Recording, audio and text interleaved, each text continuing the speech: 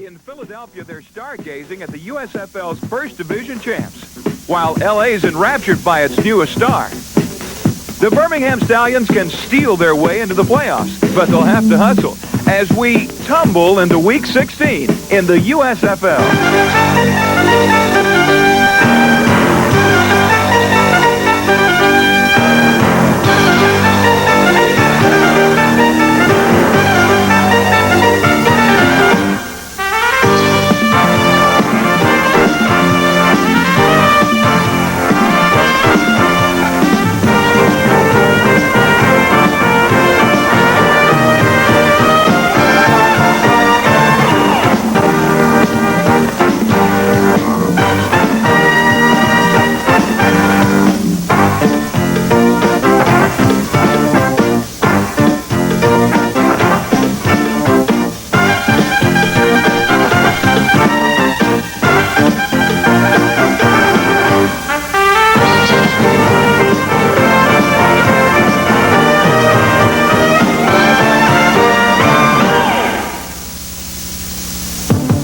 The New Jersey Generals are still trying to get turned around, but to walk off with a victory over Kelvin Bryant's Philadelphia Stars, the Generals will need help from everyone, not just Herschel Walker. They're going to get some serious play on today, like they haven't seen all year. All right, Bill, 3 seconds there. That's true. Ready?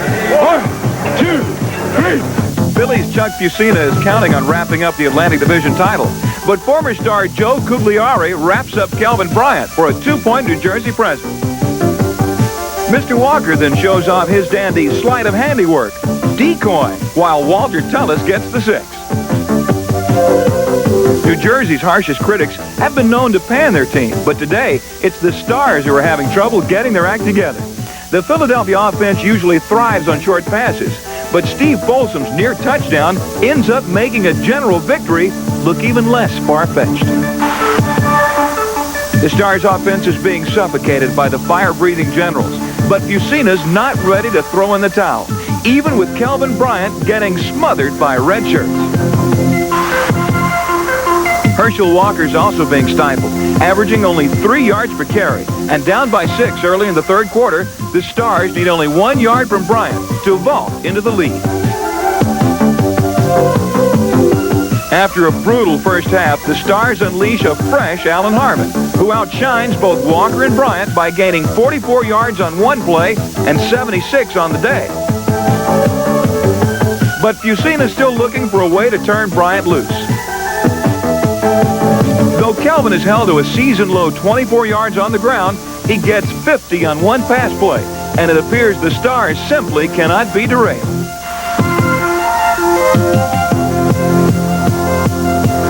When Harvin finishes what Bryant started, Philly knows they're not far from a championship. 6 minutes. 6. Count. 6. The Generals are held to 55 second-half yards, and Sam Mills, who's top dog in the doghouse defense, takes a final bite out of New Jersey. It's a 23-9 victory for the Atlantic Division champion Stars, who've wiped out every team in the league. Not bad, considering 4 months ago few people thought it was even in the stars.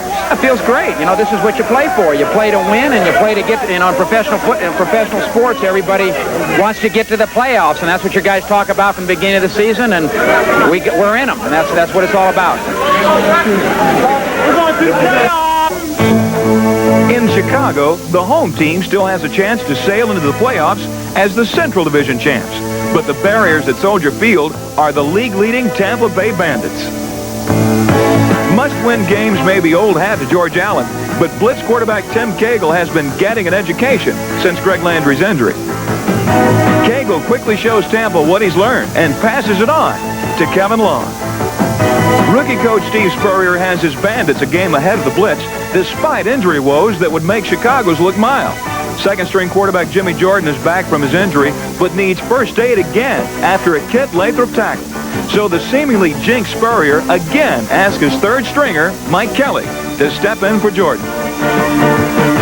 Kelly played well during his first stint, but against Chicago's top-rated pass defense, he completes less than a third of his throws, while Cagle seems to be settling in. Spinning Winning Tim Spencer's first touchdown reception is a tough act to top, and the blitz flies out to a 2-touchdown lead.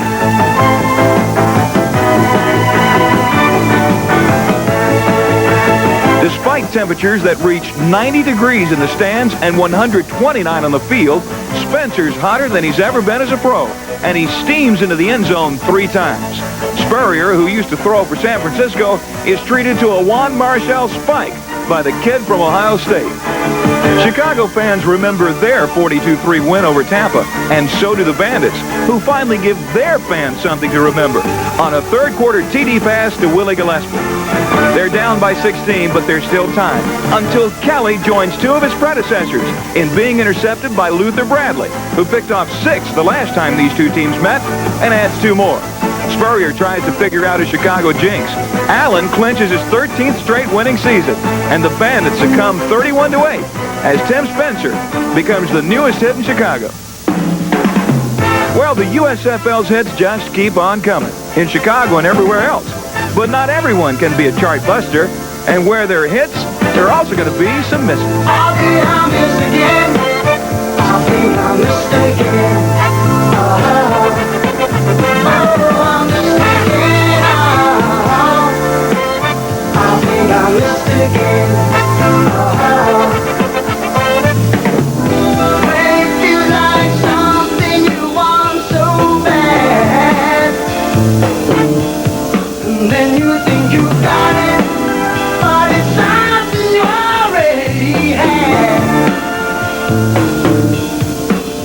And you can feel it all around you, but it's something you just can't touch. Oh, did I miss again? I think I missed again. Oh, I missed again. I think I missed again.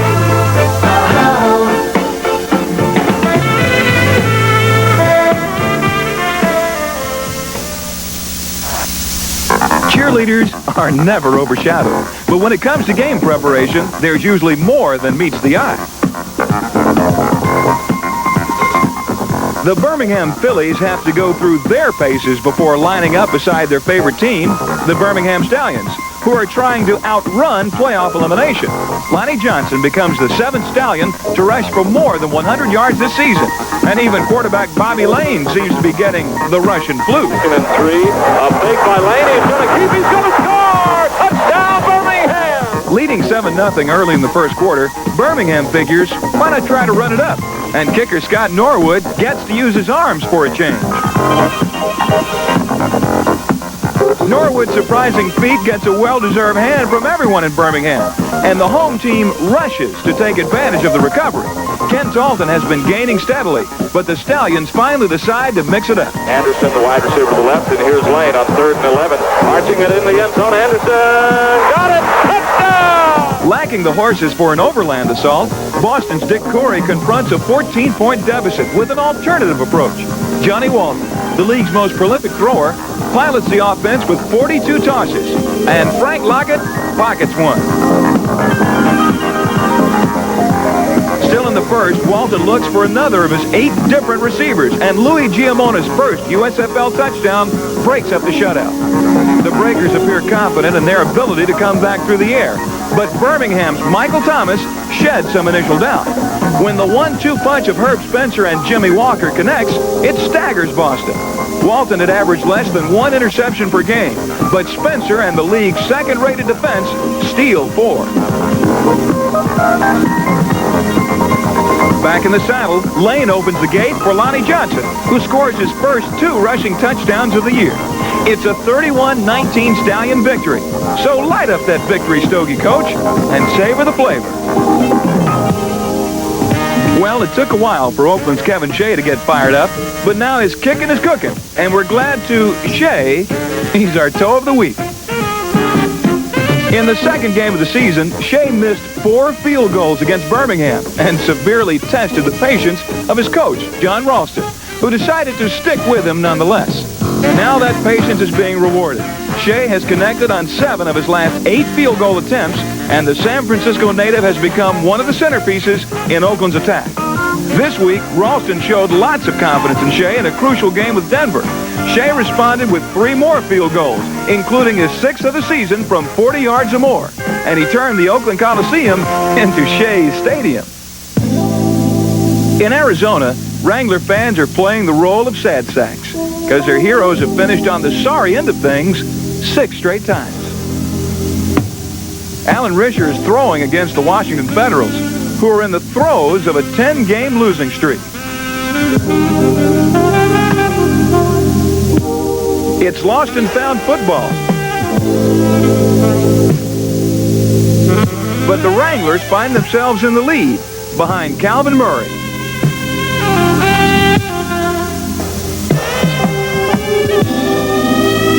It's clear the Feds are in trouble again, and Kim McQuilkin has seen it all before.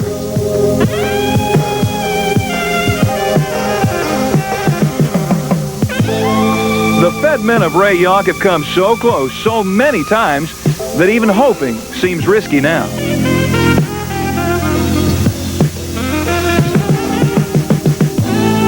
Billy Taylor dares to take the plunge, and a long fourth-quarter field goal by Sandro Vitiello brings Washington to within a point.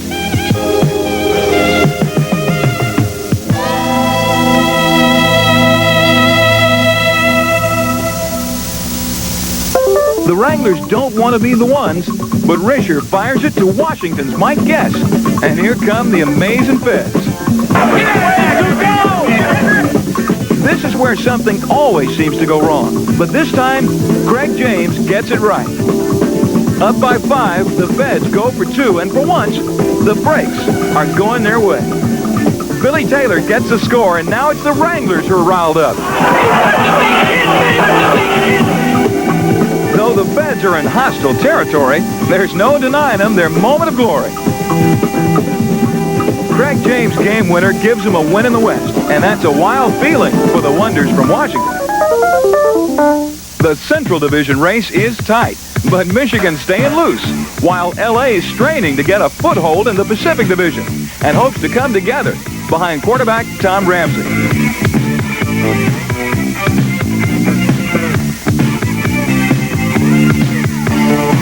Bobby Hebert is Michigan's entry in this battle of rookie quarterbacks, but the 22-year-old Hebert just keeps demonstrating poise beyond his years. It's a 52-yard score for Derek Holloway, who had fallen upon lean times for 4 weeks.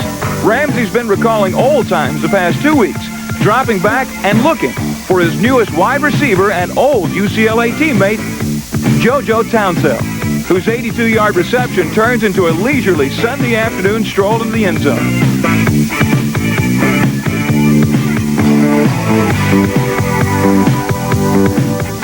The Panthers' Terry Miller strolled through both New Jersey and Denver before joining Michigan, where he's made a happy landing by scoring 3 touchdowns in 3 weeks. LA coach Hugh Campbell could have used Miller, for his team is last in rushing. But the Express has been signing receivers like Anthony Allen, who's had no problem embracing LA's offensive philosophy. It's back and forth, and Michigan's Jim Stanley has seen enough of LA's rookie receivers. So the Panthers decide to show off the first-year hands of Anthony Carter. But it's the Michigan defense that finally interrupts the ebb and flow, holding the Express scoreless in the second half and forcing quarterback Ramsey to play defense. The Panthers figure if Ramsey can play safety, then tackle Ray Penny can certainly play tight end. And Hebert's always looking for eligible receivers.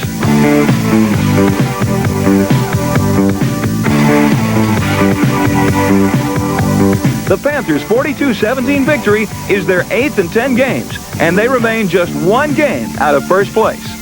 As the two Anthonys stroll off into the sunset, it's a good time to hand out some Tony Awards. First, to Anthony Allen for the outstanding play by an offensive player. Our Tony for the outstanding defensive play goes to that quarterback terrorist, Mr. Sack, John Corker.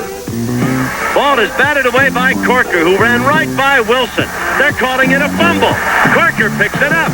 Corker's racing down at the midfield, at the 40, at the 30. He's being chased from behind and caught and fumbles the ball. It's bouncing around, goes in the end zone, and Michigan recovers it for a touchdown.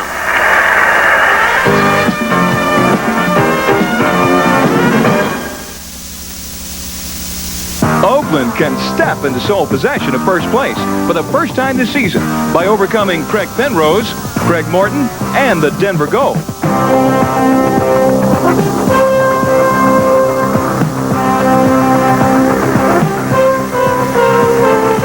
Oakland's Fred Basana still stands above all other quarterbacks in the USFL, but with so much at stake, anyone who touches the ball quickly draws a crowd.